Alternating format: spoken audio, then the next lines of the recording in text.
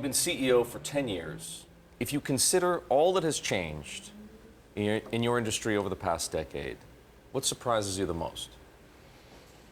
I think that the investors' attitude and their expectations surprises me the most. That their expectations are similar to what we're seeing going on across the business world, and that is that you don't make the traditional trade-offs that maybe have historically been the case in our industry. It used to be, I get great price, or I get great service, or I get great advice. But investors today expect to get all of that. And I don't know that a decade ago any of us thought that it would happen at least as quickly as it has. If we hadn't had a financial crisis, if we hadn't had zero interest rates and the collapse in yield, how would the landscape be different? I think investors would still be pursuing a beat-the-market strategy. And over the last decade, that's pretty much gone out the window. And along with it, what's happened is investors realize that the complexity of a product often is a good indicator of its underperformance. Whereas a decade ago, it was how creative can products be, how complex can they be? I'm still searching for this manner of I can beat the market. Right, so was the beat the market mentality the fault of the investor? Or was it the fault of the service providers who were incentivized to offer those kinds of products to investors? Well, I think it's both. But both had incentive in there. Although I would argue that maybe more of the responsibility fell onto the product developers who were in this constant chase, this escalation of a battlefield to meet a consumer demand, as opposed to maybe stepping back and saying, hey, in the best interests of the client, maybe we shouldn't be trying to build, create, and market these ever more complicated solutions. So this idea of no trade-offs is one of your mantras. It is. If this really is a world in which you don't have to trade or sacrifice, let's say, price for service, or vice versa, has there ever been a better time to be an individual investor? Oh, I don't think so. Investors today have greater transparency, greater value, access to information. The information dissemination is instantaneous. The ability to get service digitally and have tasks accomplished with minimal effort. It's a great time for investors, but I think it's a great time for the majority of investors who are really focused on the things that matter. Transparency, great value. Those are the things that it's never been better than today for investors on. Give me a vision of the future. How does it get better? Well, I just think the path continues. Costs continue to go down. Transparency continues to get better. And it has nothing to do with regulation, whether it's the Department of Labor proposed rule on fiduciary or the SEC. It's just that consumers are more sophisticated than ever. So price goes down, transparency increases, quality of information gets better. You're still going to have a percentage of people chasing, but for the majority of investors, it just keeps getting better and better than the track we're on. So what does it look like 5 years from now, 10 years from now? Does the S&P 500 ETF or index fund cost a basis point?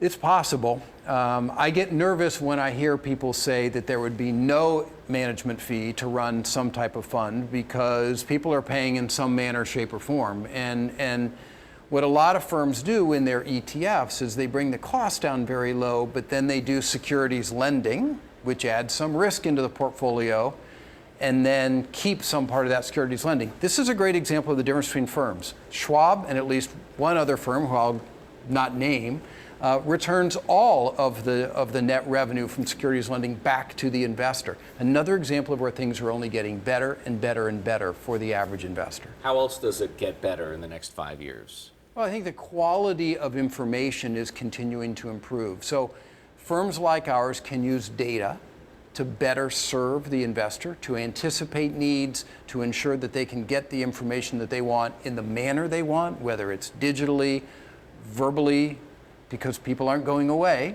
But I think those factors will continue to improve too. But there are pitfalls to the use of data. We're learning that right now with the Facebook example. Yes, there are. How do you avoid that? How does your industry avoid those pitfalls? It's going to be a danger for an industry like ours. I hope that many of the firms in our industry take the approach that we've taken at Schwab, which is to say we want to use data to better serve, not to sell.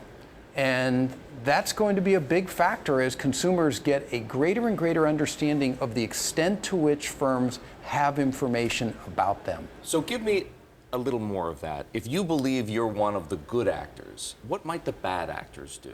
Well, you take information that a consumer might be putting not even into your website or using your digital capabilities, but maybe they're posting on Facebook or they're posting in LinkedIn or some other type of social media, and you use that information to try to go at them with a product solution based on maybe something they're researching.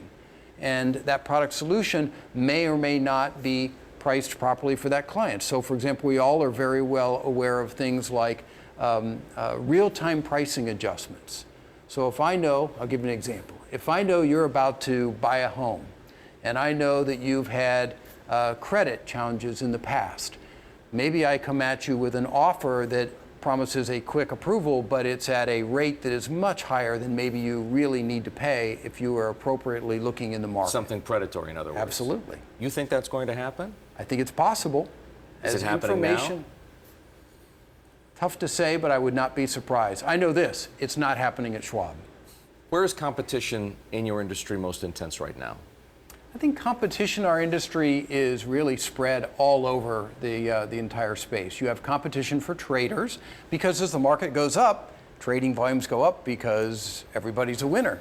And so you have competition there. You have competition in the index world where pricing continues to go down. And you have a degree of competition, I'd say, in the advice side of the industry, with some people out there still saying, hey, I have great insights and I can help you outperform the market. Now, I would shy away from that, but the reality is it's going on even today. I was just about to say, how much is that advice worth? Well, my response when it comes to investing is there's only one certainty. The only certainty in investing is the fees that you pay. And the more certain a person tells you that they can outperform the market, the faster you should run, the further you should run away. You've been clear on the importance of scale. Yeah. Why is it so important? Well, in this day and age, with what we have from an infrastructure cost standpoint, whether it's compliance, regulatory, cyber threats, if you are subscale, it is very difficult to spread these costs over your base without it ultimately hitting the client in terms of higher fees. So a firm like ours with enormous scale, almost $3.5 trillion, can spread these costs and therefore operate more efficiently than competition. The key, though, is what do you do with that extra efficiency? Do you pocket it all as higher profits, or do you share it back with your customers? What's the threshold for scale? If you've got $3.4 trillion in client assets, the threshold is where? Do you need $1 trillion? Well, I think it's at least that kind of number. Let me do it in math.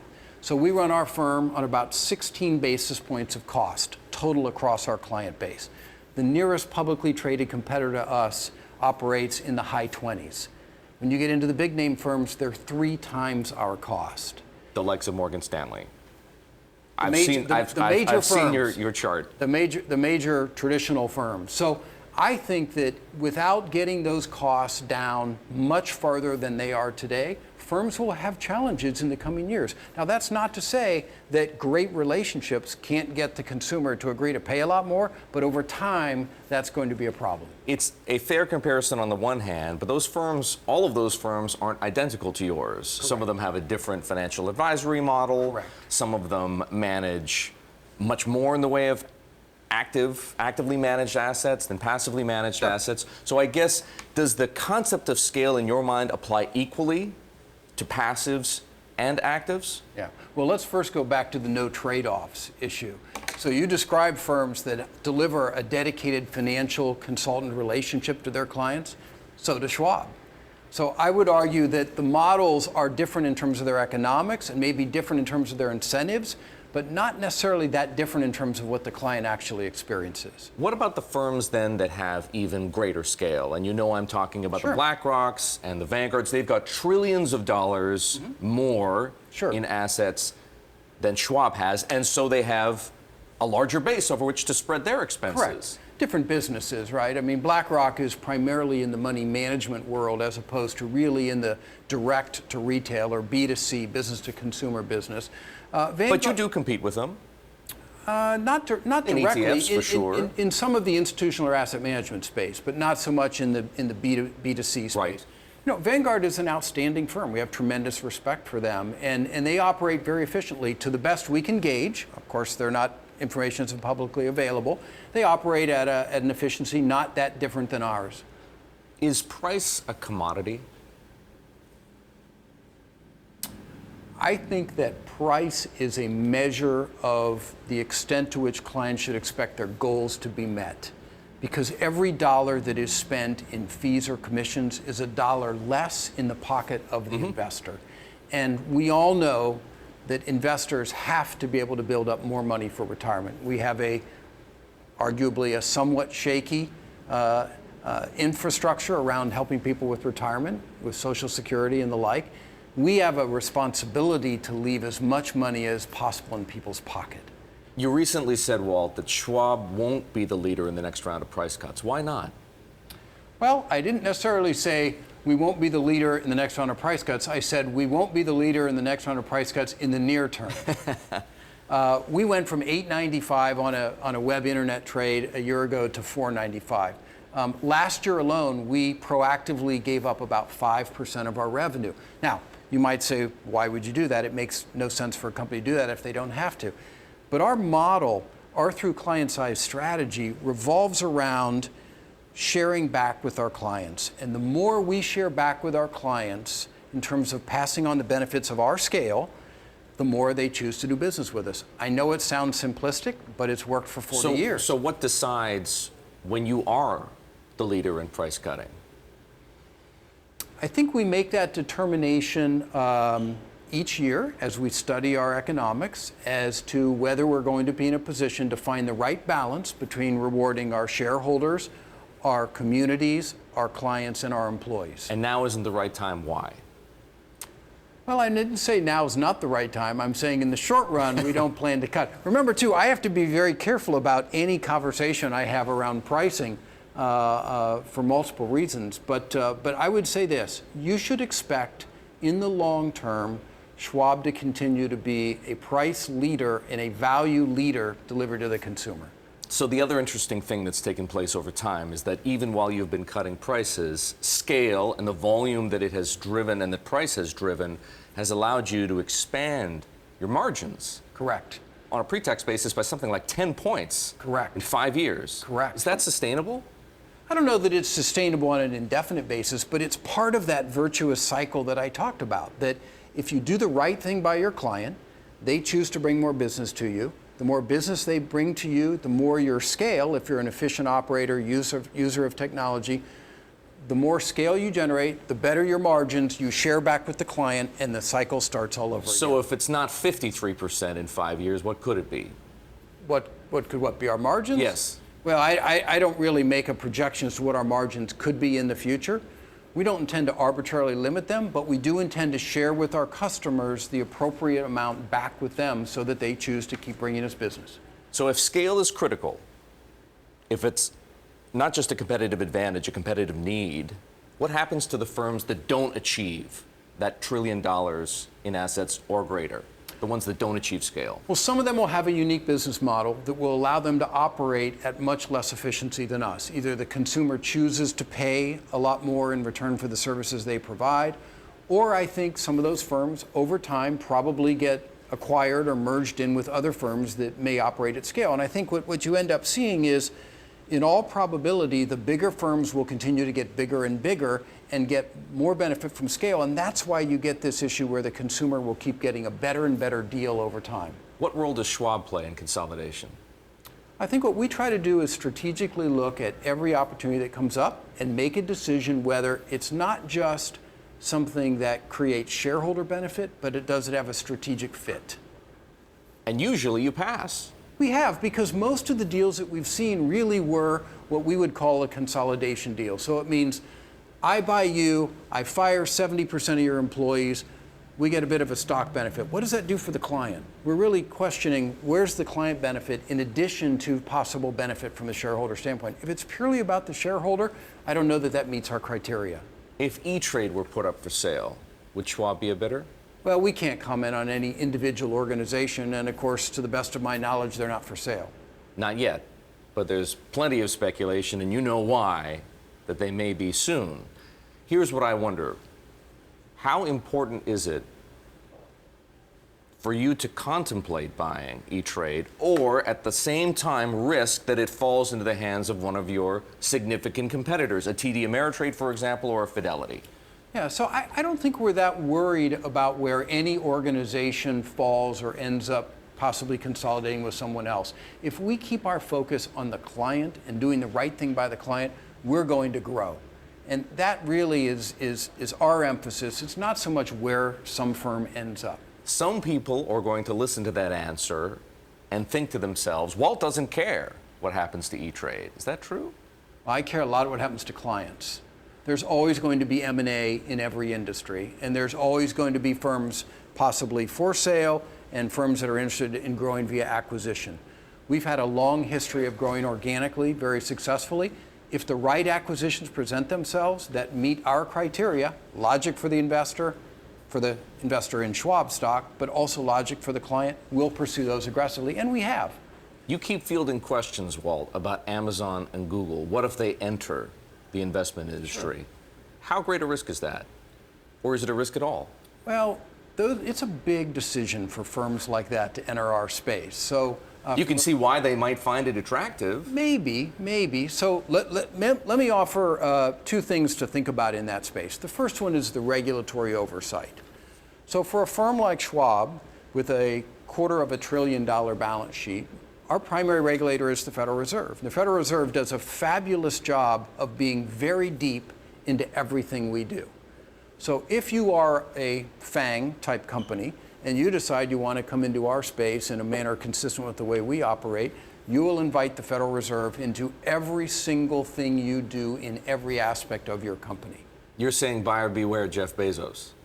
Well, I don't know if I'd go that far. I'd just say it's a wide moat and a big decision to make. One other factor. In our business, the markets don't just go up. Markets go down too. In fact, arguably, we could say markets go down 40% of the time. If you have an exceptionally successful business model and you're one of the FANGs, do you want to move into a business where 40% of the time you're going to disappoint your clients? That's another factor you got to think very carefully about, I think, if I'm sitting in the shoes of the CEO role at one of the FANGs. You've described technology in commodity-like terms. We can all build it, we can all buy it. Is fintech a commodity too? Yes. For the most part, it is.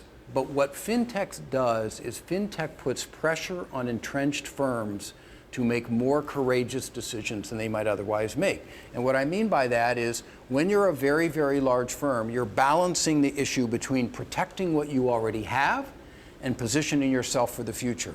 And if you over-rotate to the protection side, you're vulnerable. If you have the courage to disrupt yourself, you actually are in the strongest position as an entrenched company. But if there's no sustainable competitive advantage to be had because it is a commodity, why not be the last one in when the cost of entry is the lowest?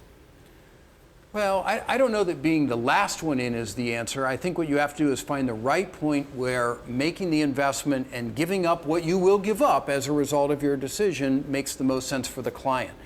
In all these issues, we've got to put the client at the center and look at what makes sense for them, not simply what drives the issue for the company. One of your big efforts is moving client cash out of money market funds and into Schwab's bank. Mm-hmm. Why are these so-called bulk transfers so important? Yeah. Well, from a client standpoint, what we've done is we've created a series of cash solutions for them because clients think about cash in different ways. So, for example, my guess is you don't move your checking account money from bank to bank in search of which bank might pay you 2 basis points in higher yield. Your checking account is for transactions. And really, that's what sweep cash is about in the brokerage account. It has free checks for life, free ATMs worldwide with no fee, free bill pay. It's a transaction account. But what you also need to have is great alternatives for yield-sensitive cash. So, for example, we offer money market funds with fees as low as 0.19% so that yields are as high as possible. Offer a CD1 source platform, offer fixed income. It's really about creating a lineup of choices for clients' cash that they can match where they want to have each individual piece. You make it sound appealing, but a lot of clients don't like these sweeps. Well, I don't know. We haven't heard the kind of feedback from our clients that you're referencing. I mean, it's not been a significant issue within our client base. They want to, if people are sensitive on the price side, on the cost side, in theory, they should be just as sensitive on the income side. What's to prevent these people from wanting to move their deposits to another bank if the difference isn't 2 basis points, if it's 25 basis points or 50 basis points? Well, I think, it comes down to the bucket of cash you're talking about. If you're talking about investment cash, yield matters. And that's why we have some of the lowest cost, highest yielding money market funds in the industry. If you're talking about transaction cash, the money is in and out and in and out. I don't think yield plays a huge role. Back to my example, I doubt you've moved, I know I haven't moved my checking account in many years, and I doubt that you have either, in search of someone who pays you a couple base points more. And but we've been living in a zero interest rate world. Yeah, but even before that and since then, I doubt. Nobody in the checking world is paying dramatically higher interest rates than anyone else. The checking world is a transactional account. Not yet, anyway. Exactly. Not yet. We'll see. The vast majority of investors, whether they're at Schwab or anywhere else, haven't lived through a bond bear market. Yes, they haven't seen one since the 70s. Very true. What do you expect them to do once they see the losses in their bond funds or ETFs? Yeah. Well, of course, it remains to be seen how far interest rates go up and how fast they go up, right? And that will dictate the extent of the losses. But they'll lose money. If interest rates rise, they will lose money. Certainly in bond mutual funds, they will. If they're holding individual bonds, they can hold that bond to maturity and get their principal back. But in fairness, people don't talk about the yield they'll be earning in the meantime if they hold that bond is less than what market yields would be on new bonds. It's a big issue. It's a concern. We try to do a lot of education with investors around what it could mean in a rising rate environment. Here's what won't work. What won't work is the thought, well, I'll get out before it happens. That won't work. And unfortunately, that is something we hear from some investors, and that's not a strategy for success. So even if, in principle, it doesn't work, do you think all the same we're going to see a stampede at a fixed income, whether it's in Schwab accounts or elsewhere? It all depends on, again, the pace at which rates go up and how far they go up. You think it's a real risk, though? If they eke up as they sort of are now, I don't know that you'll see it. If you see rates jump 200 or 300 basis points in the course of 90 days, you're going to have a bit of panic among some investors. What about the inevitable correction, or perhaps bear market in equities? Because it is going to happen. It's coming. We don't know when. Maybe you do. I do not. I thought maybe you might, but I don't. What happens then? How do you expect investors to behave then? Well, as we all recognize, you've got to be diversified. And if you are not diversified, you're basically playing the game, right? And at this point where the stock market is, arguably you're picking up nickels in front of a steamroller, because the market is, by virtually all measures, at a fairly high level. So you got to be diversified. You got to be balanced with your stocks, your bonds, your cash. You got to have a portfolio to withstand it. Firms like Blackstone, Walt, have big ambitions for the businesses they can build in retail. What's your view on the suitability and the cost of alternatives for individual investors? The track record of most alternatives, without picking on any individual firm, is not great. Now, there are firms, just like in the active asset management space, who are very focused, generally have a lot of experience, who have delivered alpha, who've delivered outperformance, but they're few and far between. In general, I'd have to categorize alternative investments as probably not a great deal for most investors. If you get lined up with one of the exceptional firms, just like again on the active asset management side, you've got a fighting chance to get outperformance. What about crypto? Well, I mean, crypto is a whole interesting conversation. Let's separate it from blockchain, right? Because blockchain is something totally different in terms of what it could mean for efficiency within our space. I've said publicly, if your business is extracting a toll from people to move data or information or money from place A to B, I think you're at risk. You know, no, I'm talking about investing in tokens. Yeah, I know. On the true crypto side, here's the issue I have. Governments generally manage, control, support, whatever word you want to use, their populations via their currency. That's how you tax, that's how you manage crime.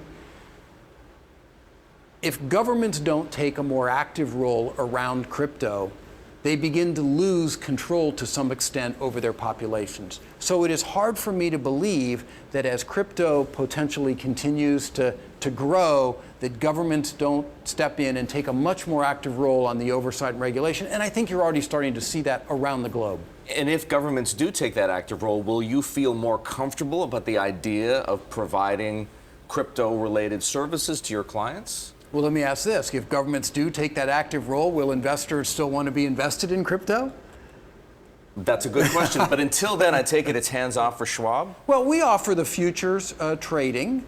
We don't make a big deal of marketing it and promoting it, but for people that want to trade the futures in Bitcoin, we make that available. But I think we have some real questions about the long-term viability of Bitcoin, at least at this point in time, till we have more clarity on the government's stance. You're a big believer in passive vehicles. That much is clear. What's the role for active managers going forward? I think there's a role, but the role is probably a bit narrower than it's historically been. We think the idea of mega firms suggesting that they can outperform over every type of asset class with hundreds of different portfolio managers, we think that era is one that if it's not past, it's unlikely to see the heydays that it saw 20, 30 years ago. There are experts. There are people who truly have deeper knowledge and expertise in slices of the market. Slices like? Deep value or a very specific focus in a particular industry. And those active managers, I think, have continued to add value, and they'll likely be successful. But it really takes a deep focus, deep expertise to really make it, I think, in the active space today. But for those who have it, they'll be successful in the future, just as they have been in the past. And what's outperformance worth, do you figure? What can active managers charge? Well, pricing is going down, and it needs to continue to go down, right? Because the higher the fee, the greater the drag relative to outperformance.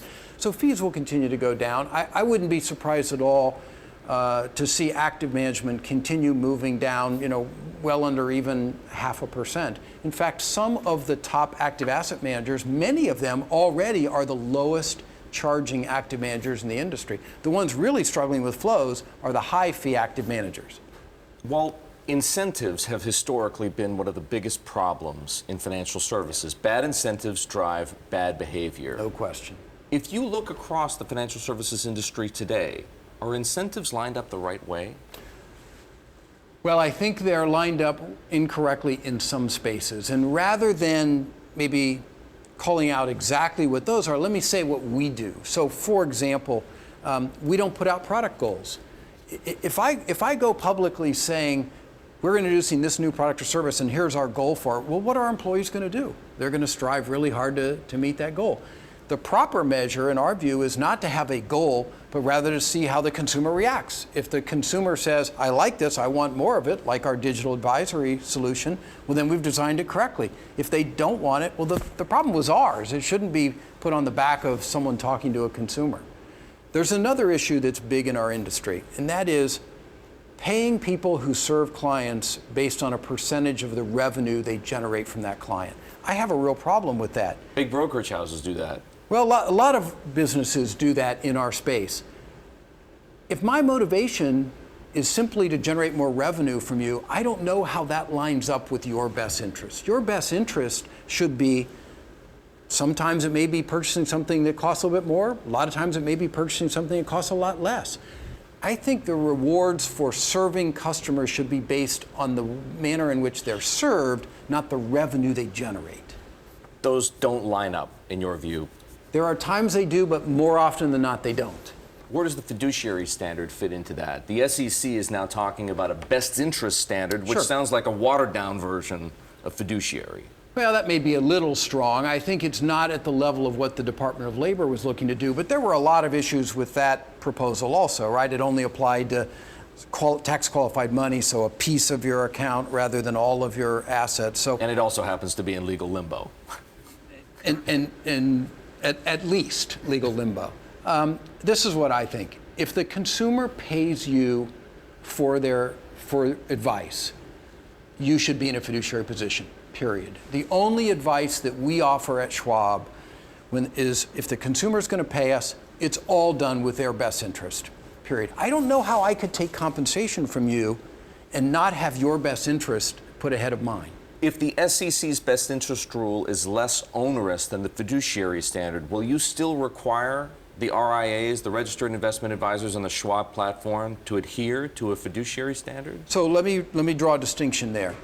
On the retail side of Schwab, where we provide a lot of advisory services to hundreds of billions of dollars, whenever the client hires us, we only do it in a fiduciary. We serve, on the other side of Schwab, 7,000 independent investment advisors. The vast majority work as a fiduciary. Some don't, because they work in what's called a non-discretionary manner, meaning the client makes the final decision. So we don't require any independent RIA to work as a fiduciary, but 95+% do. Discount brokerage has been an enormously successful and disruptive business here in the United States.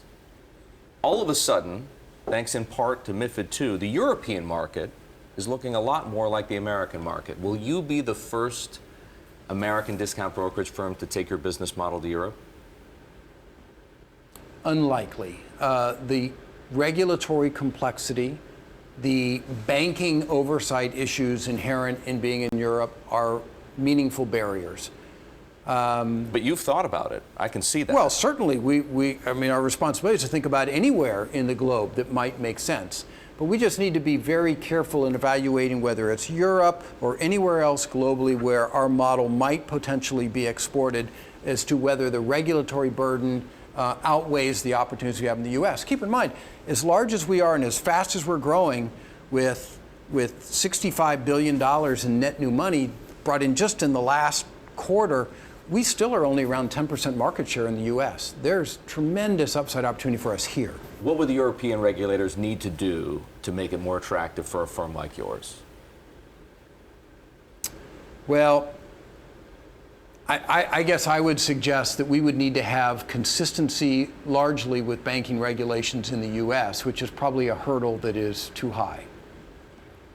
And is there anywhere else in the world that does seem attractive to you? Well, there are places all around the world, but it may be parts of our business. So, for example, some of the things that we do in digital advisory is very interesting to folks in China. Now, they may want to have their own distribution and utilize underlying products that are consistent with what they utilize in China today. But our advice engine, which has consistently churned out top performance with very low volatility, is very appealing to them there. In the UK, as people are moving more and more toward a fiduciary-like model, maybe the business where we serve independent investment advisors can be exported to the UK. So it might be pieces of Schwab, maybe not the traditional retail part of Schwab that many people think of. It sounds like I don't want to read too much into it. It sounds like you might be pretty close to something in China. I wouldn't go that far. I'd just say that these are conversations that we've been having and we continue to have today.